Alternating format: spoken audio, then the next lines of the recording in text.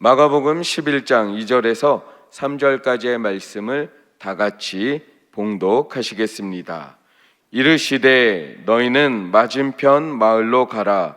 그리로 들어가면 곧 아직 아무도 타보지 않은 나귀 새끼가 매어 있는 것을 보리니 풀어 끌고 오라. 만일 누가 너희에게 왜 이렇게 하느냐 묻거든 주가 쓰시겠다 하라. 그리하면 즉시 이리로 보내리라 하시니. 아멘. 할렐루야. 네, 오늘 때 이 새벽을 깨워 이 자리에 나오신 우리 한 분 한 분을 주님의 이름으로 환영하고 축복합니다. 오늘 이 시간 가운데 또 동백성전에서 신동탄교회에서 또 각 가정에서 영상으로 예배드리고 있는 모든 곳 가운데도 동일한 은혜와 축복이 임할 줄 믿습니다. 오늘 하나님이 주실 은혜를 기대하시면서 우리가 함께 말씀 가운데로 나가길 원합니다. 저는 오늘 함께 봉독한 마가복음 11장 2절에서 3절까지의 말씀을 가지고 우리 말씀의 제목을 함께 따라 읽겠습니다. 시작. 상식을 뛰어넘는 순종. 상식을 뛰어넘는 순종. 이와 같은 제목으로 말씀의 은혜를 나눠 보고자 합니다.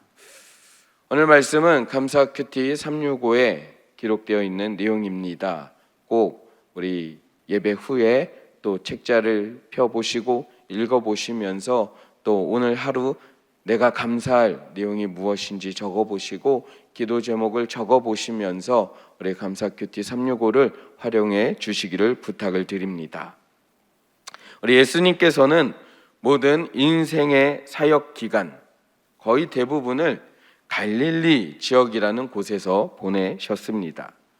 예수님께서 태어나신 곳은 사실 베들레헴이라는 동네였지만 잠시 피신해 갔던 애굽이라는 지역을 빼면 거의 대부분을 예수님께서는 갈릴리 지역에 머물면서 살아오셨고, 특별히 예수님께서는 나사렛이라는 지역에 머물면서 태어나신 이후에 그곳에서 어린 시절을 보내셨고 지내오셨습니다.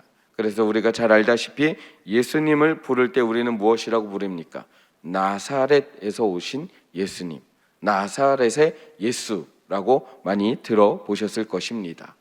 예수님께서 30살 즈음에 이제 이 사역을 시작하셨는데 그 대부분이 갈릴리 지역에서 사역을 하셨습니다. 예수님이 부르신 제자들 역시도 갈릴리 지역 그 주변에서 대부분 부르고 제자로 삼으셨던 것을 우리는 말씀을 통해 알 수 있습니다. 이 갈릴리에 가면 이 갈릴리 호수라고 하는 큰 바다 같은 호수가 있는데, 그래서 그런지 제자들을 부르실 때 어부들이 많이 있었습니다. 우리가 잘 아는 베드로, 안드레, 야고보, 요한 모두 갈릴리 지역에서 살았던 사람들이고 갈릴리 호숫가에서 물고기를 잡아 먹고 살던 어부들이었습니다. 예수님의 주된 사역들, 귀신을 쫓는 사역들, 병자를 고치는 사역들, 먹이시는 사역들, 우리가 아는 대부분의 사역들이 아마도 거의 대부분 갈릴리 지역에서 일어났다고 할 수 있습니다. 이 갈릴리 지역에서 예수님께서 주된 사역을 진행하셨고 많은 사역을 감당하셨는데, 이제 오늘 말씀을 보면요, 갈릴리 사역을 마치시고 드디어 예루살렘 사역을 시작하고 있음을 알려주는 것이 오늘 말씀의 내용입니다. 특별히 예수님께서 갈릴리 사역을 마치시고 이제 예루살렘으로 올라가신 이유는 무엇일까요? 이제 드디어 예수님께서 그 사역의 하이라이트, 꽃이라고 할 수 있는 이 예루살렘 성을 향하여 가셔서 그곳에 잘못된 종교 지도자들과 예루살렘 성전의 지도자들을 비난하시고 비판하시고 질책하시며 그들의 잘못된 점을 고쳐 주시고자 예루살렘 성을 향하여 달려가셨던 것입니다. 그리고 무엇보다도 가장 중요한 것이 있죠. 이 예루살렘 성에 들어가셔서 예수님께서는 이제 십자가에 못 박혀 돌아가심으로 말미암아 우리 모두를 구원하시는 그 십자가 구원의 사역을 이 예루살렘 성에서 시작하셨던 것입니다. 예루살렘 성의 사역이 그만큼 중요하다라고 말씀을 드리는 것입니다. 예루살렘 사역의 첫 시작이 바로 오늘 본문인데, 그렇다면 우리가 오늘 본문을 통해서 생각해야 될 것이 있는데, 그 첫 번째가 무엇이냐면 오늘 우리가 읽은 말씀 내용을 통해서 생각해 볼 때 그 첫 번째는 왜 나귀인가라는 것입니다. 예수님은 이렇게 중요한 사역이라고 할 수 있는 이 예루살렘 성에 들어가시면서 나귀를 타셨는데 왜 나귀를 타셨는지를 우리가 한번 생각해 보기를 원합니다. 이제 갈릴리 지역에서 수많은 기적과 이사와 사역을 행하셨던 예수님에 대한 소문을 예루살렘 성에 살던 사람들도 그 소문을 들었습니다. 그리고 그들은 한 가지 기쁜 소식을 들었습니다. 드디어 그 예수님이, 능력 많으신 예수님이 예루살렘 성에 오신다. 흥분의 도가니였습니다. 그들은 예수님을 맞이할 준비를 했습니다. 예수님이 오시면 이 예루살렘 성에서도 수많은 기적과 이사가 일어날 것을 바라보고, 또 특별히 무엇을 기대했냐면 그 정도 능력이 있으신 예수님이라면 지금 예루살렘 성을 압제하고 있는, 예루살렘 성을 통치하고 있는 저 이방 민족 로마를 물리쳐서 예루살렘 성을 회복하고 이 땅 가운데 참 평화가 올 것이라고 기대하며 예수님을 환영하고 기다리고 있었습니다. 그리고 드디어 예수님이 예루살렘 성에 들어오실 때 그들은 어떻게 했습니까?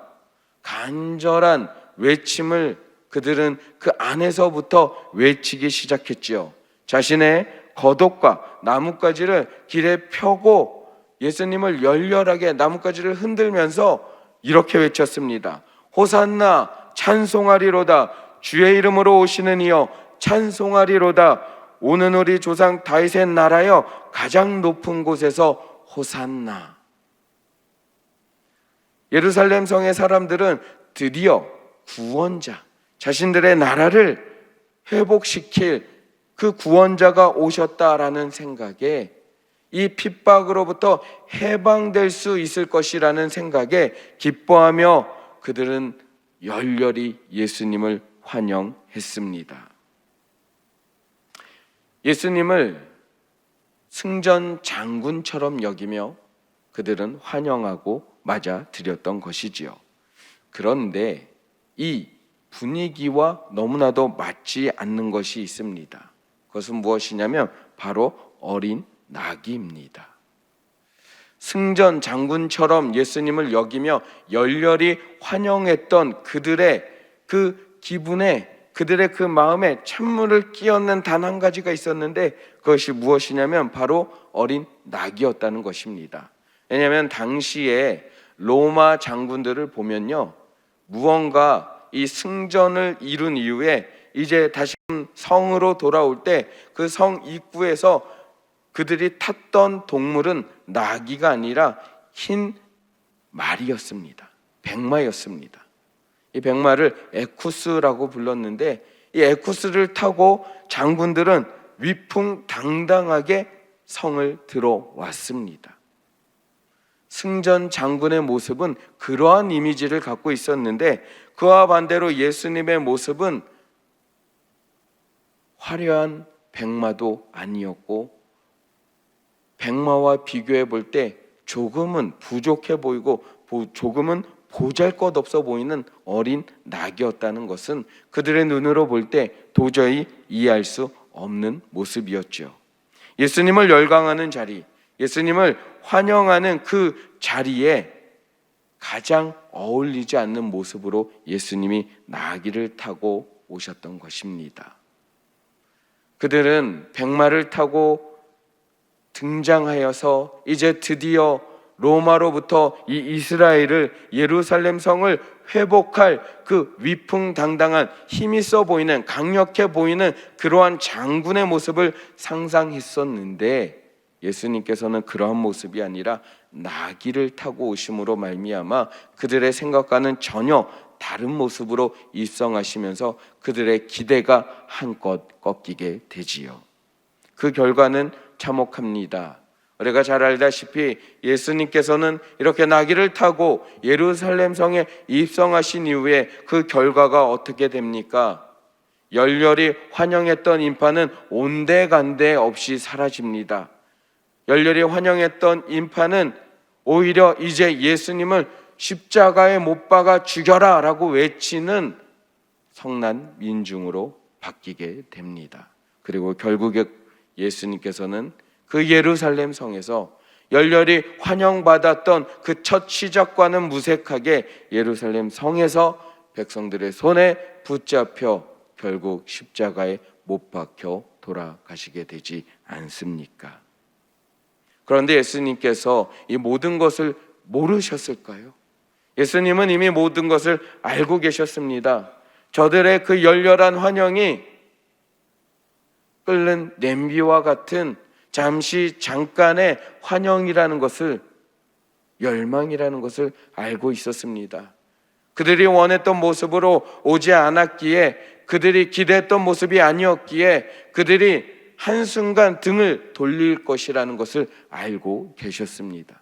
그럼에도 불구하고 그들이 원했던 백마를 타고 들어오신 것이 아니라 어린 나귀를 타고 예수님이 예루살렘 성에 들어가셨던 이유는 무엇일까요? 우리는 그 이유를 말씀에서 찾아볼 수 있습니다. 스가랴 9장 9절은 이렇게 말씀하고 있습니다. 함께 읽겠습니다. 시온에 따라 크게 기뻐할지어다. 예루살렘에 따라 즐거이 부를지어다. 보라, 내 왕이 내게 임하시나니 그는 공의로우시며 구원을 베푸시며 겸손하여서 나귀를 타시나니 나귀의 작은 것 곧 나귀 새끼니라. 이 스가랴 말씀에는 이 예루살렘 성에 오실 메시아에 대한 모습이 예언되어 있습니다. 그 메시아에 대한 모습이 예언되어 있는데 그 내용이 무엇입니까? 나귀를 타고 오신 메시아이지요. 예수님이 어린 나귀를 타셨던 이유는 이 말씀, 이 예언을 성취하기 위함이었습니다. 그런데 여러분, 한번 생각해 보십시오. 하나님의 말씀이라고 하더라도 여러분이 이 상황이라면 순종하실 수 있으시겠습니까?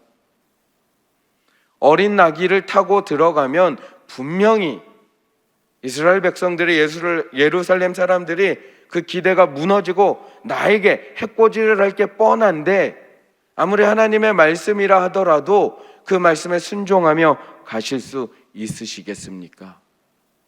예수님은 예언의 성취도 중요하지만 그 무엇보다도 이것이 하나님의 말씀이었기에 자신이 손해 보더라도, 자신이 죽음을 맞이할 수 있을지라도 그 말씀에 순종하셨던 것입니다. 그래서 어린 나귀를 선택하셨던 것입니다. 오늘 말씀의 제목이 무엇이었습니까? 상식을 뛰어넘는 순종입니다. 예수님께서는 상식을 뛰어넘는 순종을 보여주신 것입니다. 상식은 상식적으로 자신의 목숨을 조금 위태롭게 한다면 피하는 것이 상식 아닙니까? 그럼에도 불구하고 예수님은 그 상식을 뛰어넘어서 하나님의 말씀이시기에 어린 나귀를 타고 예루살렘 성에 입성하셨던 것입니다. 이것이 바로 오늘 우리가 본문을 통해서, 오늘 본문을 통해서 우리가 알고 또 생각해 봐야 될 것입니다. 무엇이냐면 따라 고백하겠습니다. 순종이 상식이 되어야 합니다. 상식은 사람들이 보통 알고 있거나 알아야 하는 지식이 바로 상식입니다. 바라고 원하는 것은 우리 모두가 순종이 상식이 되기를 원합니다. 하나님 말씀이라면 당연히 순종하는 것이 상식으로 여겨지는 저와 여러분이 되시기를 주님의 이름으로 축원합니다. 예수님의 말씀, 예수님의 그 행동을 묵상하시면서 자신에게 손해 날 게 뻔함에도 불구하고 하나님의 말씀이기에 재지 않고 순종하셨던 그 모습을 기억하시면서 우리 역시도 하나님의 말씀이라면 내 경험과 가치관과 기준과 생각, 그런 것들로 하나님의 말씀을 순종할 것인지 말 것인지 재는 것이 아니라 하나님이 말씀하시면 즉각적으로 순종하며 나아가시기를 주님의 이름으로 축원합니다. 오늘 말씀에는 예수님의 이런 순종하는 모습처럼 제자들 역시도 순종하는 모습을 보여주고 있습니다. 상식을 뛰어넘는 순종하는 모습을 보여주고 있습니다. 예수님께서 제자들에게 무엇을 말씀하셨냐면 저기 가면 어린 나귀가 있는데 끌어와라. 여러분, 이건 상식 이하의 요청 아닙니까? 그 나귀가 예수님의 것이라면 당연히 상식적인 말씀이겠지요. 그러나 그 어린 나귀는 예수님의 것이 아니었습니다. 주인이 있는 나귀였어요. 절도하라는 이야기입니다. 누군가의 것을 훔쳐오라는 말씀이셨습니다. 그런데 신기한 것은 그럼에도 불구하고 상식 이하의 요청이었음에도 불구하고 제자들은 예수님의 말씀처럼 저기로 갑니다. 그리고 나귀가 있는 것을 발견하고 끌어옵니다. 게다가 예수님이 뭐라고 말씀하셨냐면 너희들이 그 나귀를 끌어올 때 주인이나 혹은 주변의 사람들이 왜 끌어가냐고 따지면 이렇게 말해. 주가 쓰시겠다. 이게 상식적인 말입니까? 그런데 놀라운 것은 제자들은 예수님의 말씀하셨던 그대로 자신에게 나귀를 어디로 끌어가는 것이냐 따지는 주인을 향하여, 사람들을 향하여 뭐라고 말합니까? 주님이 쓰실 것입니다. 그런데 놀라운 사실은 이렇게 제자들이 반응하고 말했을 때 나귀의 주인과 그 마을 사람들은 이런 방구도 반대하는 말을 하지 않습니다. 성경에는 그들이 바로 허락하였다라고 이야기합니다. 6절에 제자들이 예수께서 이르신 대로 말한데 이에 허락하는지라 이렇게 말씀하고 있습니다. 놀랍지 않습니까? 분명히 비상식적인 말씀을 예수님이 요청하셨는데 그 비상식적인 말씀에 제자들은 비상식적으로 또 반응했는데 그대로 이루어지는 것이 얼마나 놀랍지 않습니까? 그런데 성경은 계속적으로 우리에게 이런 것들을 요구하고 있는 것 같습니다. 순종하는 것이 상식이 되어야 한다고 요구하는 것 같습니다. 잘 알다시피 밤새 물고기를 잡지 못하고 빈배로 돌아온 베드로에게 예수님이 이렇게 말씀하셨습니다. 깊은 데로 가서 그물을 던져 고기를 잡으라. 사실 이것도 예수님이 말씀은 하셨지만 상식 이하의 요청이었어요. 이때 당시에 물고기를 잡는 어부들은요, 밤에 얕은 데에서 물고기를 잡았습니다. 낮에 깊은 데에서 물고기를 잡는 어부는 조롱거리가 될 뿐이었습니다.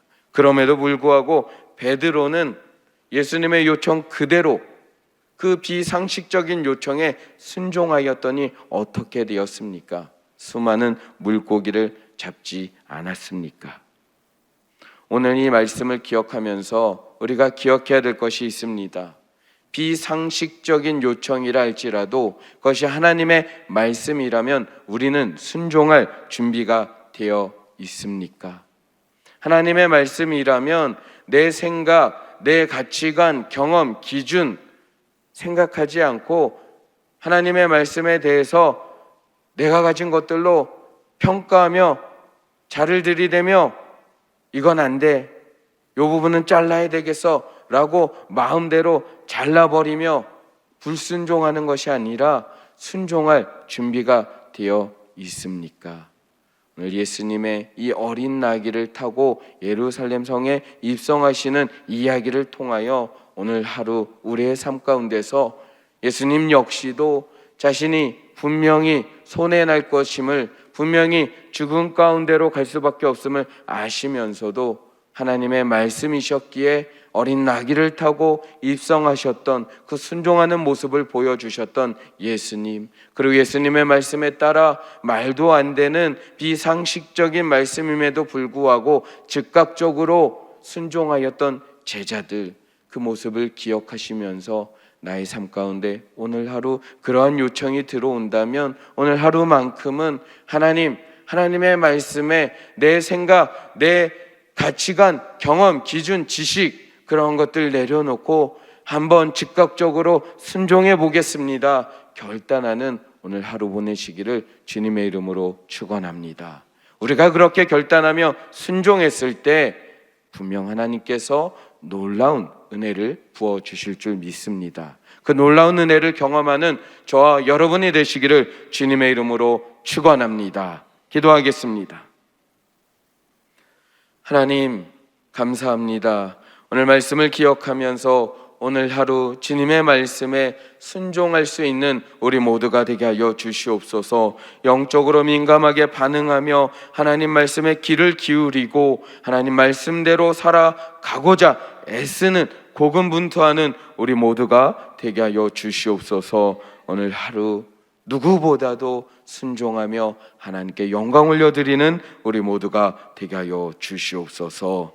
하나님, 늘 날마다 이 새벽에 나와 기도하는 이들, 또 특별히 말씀 듣고 아버지 하나님 기도할 때 주님 주실 응답의 은혜에 감사하는 마음으로 예물을 준비하여 드린 손길들이 있습니다. 하나님께서 정성껏 올려드린 그 손길들마다 복의 복을 더하여 주시옵시고 하나님 그 예물들을 흠양하여 주시옵소서. 하나님께서 그 예물을 통하여 우리 교회 이 지역에 하나님 나라에 복되게 사용하여 주실 줄 믿사오며 이 모든 말씀 우리 주 예수 그리스도 이름으로 기도하옵나이다. 아멘.